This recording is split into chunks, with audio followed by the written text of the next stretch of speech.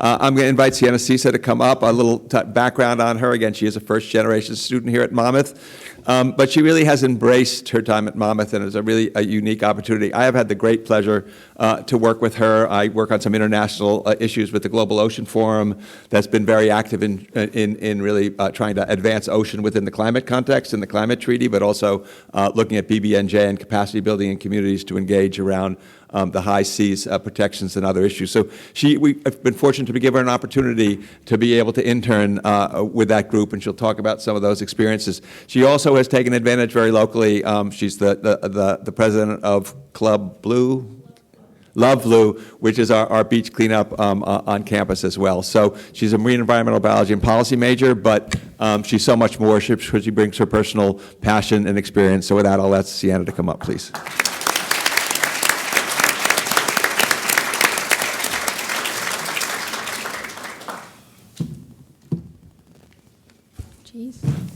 Thank you so much, Tony. I first do want to say how humbled I am to be up here, standing next to these people who have achieved things that I can only hope to achieve one day.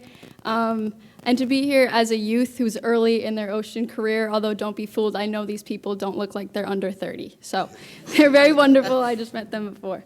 As Paula said, my fellow Bergen County girl, learning from each other in spaces such as this are fundamental for our growth across all levels, sectors, and even ages. It is our collective will to shape the future of ocean governance, management, and action, and to highlight the importance of having conversations such as these. Victor said that we haven't explored the other half of Earth, and I have to say to that, we need people to do this.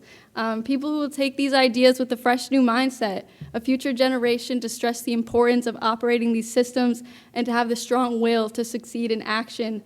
These students that are leaving school now who will collect more data, who will use it effectively, who will disassociate themselves with the ideas of the past and move on to a world that we want to build.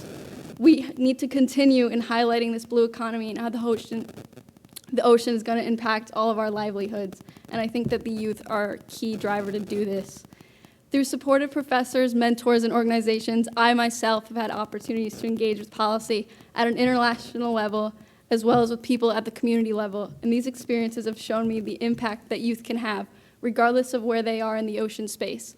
Even me simply having a platform today to speak to you all contributes to this difference, and for that I am so thankful. As Tony mentioned, I've had the privilege to work with the Global Ocean Forum and the UCI as a research assistant for the past year, organizing programs such as the Virtual Ocean Pavilion, which brings together countries, organizations, and experts to raise the visibility of the ocean in climate negotiations. I've also attended events such as the United Nations BB&J PrepCom, as Tony mentioned, and engaged with delegates as a youth and ocean experts who are working to protect life in the high seas. Closer to home, though, than the United Nations, I do serve as the president of Love Blue. We are externally funded, we are student-run, and I know the beach cleanups may seem small on a global scale, but the passion that I've seen students gain from them can only come from direct experience. Watching students discover the impact that they can have with their own two hands is what gives me hope for the future of ocean science and conservation, and to further realize the impact that the plastic problem has, even just in our own community. Humans have never had more power to explore, understand, and change the ocean, but with this great power comes great responsibility. We are witnessing catastrophic changes in our natural world, much of which has been caused by human action. It has been and always will be up to us to use our knowledge and influence to protect it. Conversations such as this are so important, but we must be reminded that transparency is just as vital. The ideas we share today and beyond should be clear for anyone to understand, even my immigrant grandmother when she doesn't get what I do at school, especially if we want to get them to care about these issues. We're in a time where ocean literacy is critical. When people understand the ocean's role in their lives, they're empowered to make decisions that protect it for generations to come. Today we have discussed how technology and data are powerful tools, but without curiosity, passion, and empathy to expand on them, knowledge alone cannot protect the ocean. The next generation of ocean scientists and leaders are the strongest catalysts that we have to forge new ideas about how we appreciate and protect the oceans we love. For young people, moving forward means seizing the opportunity to lead, innovate, and to make a difference. It means stepping into spaces where our voices can influence policy, science, and conservation efforts. I want to remind them that they're not small and insignificant, and when we sit up here and talk about these issues, it is their future that is at stake. The late Jane Goodall reminds us that passion and empathy matter. She's always been an inspiration to me, as I'm sure she was to many of you as well. She started as a young woman with curiosity and passion studying chimpanzees in Gombe. Today, though, her work inspires conservation worldwide, proving that the most meaningful action often comes from simply caring. I cannot stress enough that every small thing you do makes a difference, and you have to decide what kind of difference you want to make. More importantly than that, though, you have to believe that you have the ability to make that difference regardless of who you are, no matter what level you're at, how old you are, where you're from, any of that.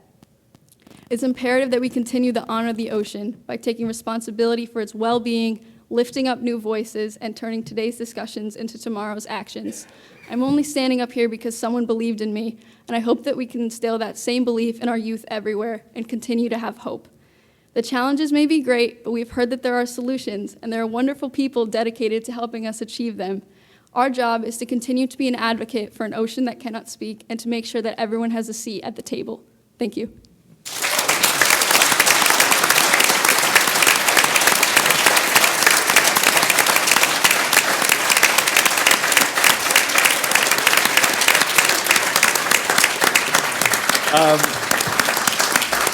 So you can see how I am so thrilled to be at Monmouth and to work with people like Siena. And again, this is 20 years of Ocean Champions, and sorry, folks, but that's one of the best Ocean Champion speeches I have ever heard.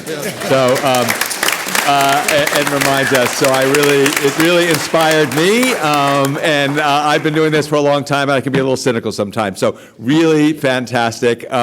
I really want to thank everybody for being here, for your attention, for your interest, for your support. I want to thank our panelists for really all the work they have done and also inspiring folks like Siena, because I'm sure you've inspired somebody all in your lives and continue to do that as well. I'll ask folks who are going to be able to join us for lunch. We do have an event up there if you've made a reservation for that, so move right up to the top of the stairs to the left, and you'll be able to join us for lunch. So again, thank our panelists for joining us and appreciate everything you did. Thanks.